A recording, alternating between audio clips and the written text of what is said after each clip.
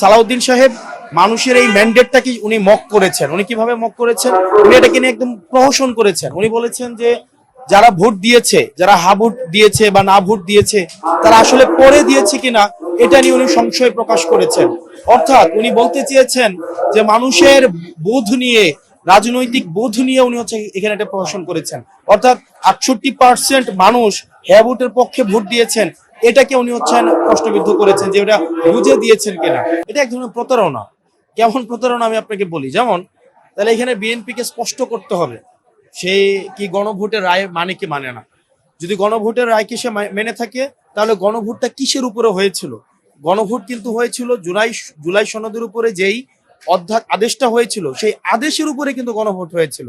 এখন আপনি গণভোটের রায় আপনি বলছেন আপনি জুলাই সনদ বাস্তবায়ন করবেন, কিন্তু জুলাই সনদের আদেশের উপরে যে গণভোটটা হয়েছে সেটাতে 68% মানুষ তার ম্যান্ডেট দিয়েছে। এবং জনাব সালাউদ্দিন সাহেব মানুষের এই ম্যান্ডেটটাকে উনি মক করেছেন। উনি কিভাবে মক করেছেন? উনি এটাকে নিয়ে একদম প্রহসন করেছেন। উনি বলেছেন যে যারা ভোট দিয়েছে, যারা হা ভোট দিয়েছে বা না ভোট দিয়েছে, তারা আসলে পরে দিয়েছে কিনা এটা নিয়ে উনি সংশয় প্রকাশ করেছেন। অর্থাৎ উনি বলতে চেয়েছেন যে মানুষের বোধ নিয়ে, রাজনৈতিক বোধ নিয়ে উনি হচ্ছে এখানে একটা প্রহসন করেছেন।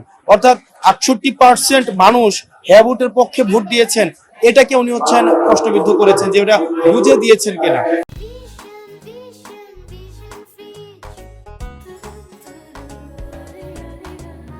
তো সেই জায়গায় আমাদের কাছে মনে হয়েছে যে বিএনপি, আমরা দেখেছি গণভোটের পক্ষে জনাব তারেক জিয়া উনি প্রচারণা চালিয়েছেন হ্যাঁ ভোটের পক্ষে।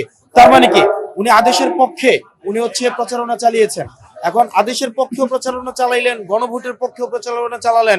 এখন এসে আপনি বলছেন যে কনস্টিটিউশনকে, বিদ্যমান যেটা 72-এর সংবিধানকে আপনি রেখে দিয়ে সেটার আলোকে আপনি রিফরমেশন প্রক্রিয়া আগাবেন, যেটা এক ধরনের জাস্ট এটা আপনার একটা ডুয়েল একটা স্টেট, এবং এটা এক ধরনের দ্বিচারিতা। এবং পুরা নির্বাচনের গণভোট নিয়ে সেখানে একটা দ্বিচারিতা করা হয়েছে। এখানে ঐকমত্য কমিশন নিয়ে একটা দ্বিচারিতা করা হয়েছে। এবং এক ধরনের যে মনোভাব, এটা বেগম খালেদা জিয়া উনি কিন্তু বলেছিলেন যে যেদিন জনতার ক্ষমতা এই সংসদে প্রতিষ্ঠিত হবে, যেদিন জনতার সরকার এই সংসদে আসবেন, সেদিন এই সংবিধান ছুঁড়ে ফেলা হবে। আজকে বিএনপির কার্যক্রমের মধ্য দিয়ে এটাই প্রমাণিত হয়েছে। বেগম খালেদা জিয়া যেমনটা বলেছিলেন যে জনতার সরকার যদি এসে এই সংবিধানকে ছুঁড়ে ফেলা হবে, কিন্তু আমরা দেখলাম যে এই সংবিধানের প্রতি যেই আন্তরিকতা, যেই ভালোবাসা, যেমন আমরা দেখেছি আওয়ামী লীগও বলতেন যে সংবিধানের বাইরে কোনো কিছুই হবে না, একই ধরনের ইকো আমরা দেখতে পাচ্ছি। এবং বেগম খালেদা জিয়া যেটা বলেছিলেন যে জনতার সরকার আসলে এই সংবিধানকে ছুঁড়ে ফেলা হবে, এটা আসলে ছুঁড়ে ফেলার এই কাজটা হয় নাই।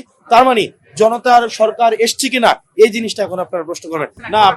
আপনারা দেখবেন না, এটা আমাদের আমরা বসে এই বিষয়ে সিদ্ধান্ত নিব। আর আপনি যে প্রশ্নটা করেছেন নোটিশ দেওয়ার পরে বসে আলোচনা, বিষয়টা এমন উনি তো আপনি যদি আজকে আলোচনাটা দেখেন, উনি এটাকে আনকনস্টিটিউশনাল, এই যে আপনার যে রায়টা দেওয়া হয়েছে গণভোটের, যেই আপনার প্রেসিডেন্ট যে আদেশটা দিয়েছে, এটাকে উনি এক ধরনের আনকনস্টিটিউশনাল বলছেন। গণভোটকেও তার মানে আনকনস্টিটিউশনাল বলছেন। তার মানে এটা অর্ধেক মানলাম অর্ধেক মানলাম না। মানে নির্বাচনের গণভোটটা আনকনস্টিটিউশনাল, কিন্তু সংসদীয় নির্বাচনটা আবার কনস্টিটিউশনাল। তো এই জায়গায় যে একটা ধরেন ডুয়েল অবস্থান, এটা আসলে স্পষ্ট না। তো সেই জায়গায় আমরা সামগ্রিকভাবে আমরা সবাই মিলে আমরা এই বিষয়ে সিদ্ধান্ত নিই। তখনকার যে পরিস্থিতি ছিল এখানে আমাদের স্টেট কম্প্রোমাইজ হয়ে যাচ্ছে। যে জায়গায় আপনি 8ই আগস্টের পরিস্থিতি আর বর্তমান পরিস্থিতি, দুইটা পরিস্থিতিকে যদি আপনি মানে জোরপূর্বক এক ধরনের আরোপিত এই দুইটার মধ্যে ভারসাম্য তৈরি করার চেষ্টা করেন, এটা এক ধরনের, আমি মনে করি এটা পরিস্থিতির উপর আপনার এক ধরনের অন্যায্যতা। যেমন 8ই আগস্ট যে পরিস্থিতি ছিল, তখন আমাদেরকে স্টেট কম্প্রোমাইজের জায়গায় চলে যাচ্ছিল। আমার এখানে কোনো সরকার ছিল না, আমার এখানে ল অ্যান্ড অর্ডার সিচুয়েশন সেখানে ডিটোরিয়েট হচ্ছিল। তখন আমার একটা বডি দরকার ছিল, যেটা আমার law and order situation restore করতে পারবে। আমার সার্বভৌমত্বের ঝুঁকিপূর্ণ ছিল। সেই জায়গা থেকে আমার একটা উদ্ভূত পরিস্থিতিতে আমাকে সিদ্ধান্ত নিতে হয়েছিল। তার পরিবর্তে ওই সময়ের পরে একটা ঐকমত্য কমিশন গঠিত হয়েছে, সেখানে সকল রাজনৈতিক দলের একটা অংশগ্রহণ সেখানে নিশ্চিত হয়েছে। এরপরে আজকে যখন এই পরিস্থিতি আর আগের 8ই আগস্টের পরিস্থিতি, দুইটাকে যখন আপনি জোরপূর্বক একটা মিলানোর চেষ্টা করেন, এটা আসলে আমার কাছে মনে হয় আপনার পরিস্থিতিটাকে আবার পুনর্বিবেচনা করা উচিত। তাইলেই এই জিনিসটাকে আপনি বিবেচনা করতে পারবেন। ধন্যবাদ আপনাদেরকে। আসসালামু আলাইকুম।